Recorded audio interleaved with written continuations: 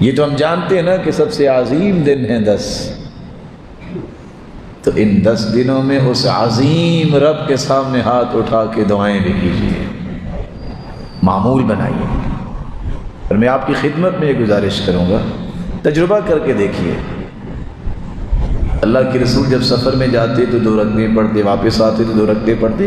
کبھی کبھی یہ معمول بنا لیا کریں کہ میں نے ہر روز اٹھنا ہے، نماز با جماعت پڑھنی ہے، بلا شبہ ناشتہ تیاری کر کے آفس جانا ہے، 2 رکعتیں اشراق کی پڑھ کے نکلا کریں۔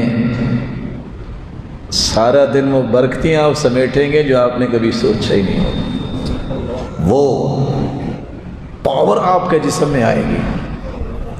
وہ ڈاکٹر آج کل ایک لفظ بولتے ہیں نا کہ آپ ہائیجینک فوڈ لیا کریں، میں کہتا ہوں روحانیت کو بوسٹر دینا ہے تو اس کا طریقہ یہ ہے کہ صبح و شام کے اذکار نہ چھوڑو، اور تھوڑی تھوڑی دیر کے بعد جو ہے وہ اپنا سر زمین پہ ٹکا دو۔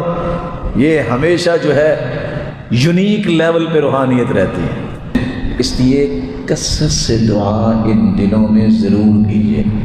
اگر آپ کو سب کچھ مل چکا ہے تو چلو ہمارے لیے دعا کر دیجیے کہ اللہ بخش دے اور گناہوں کو معاف فرما دے۔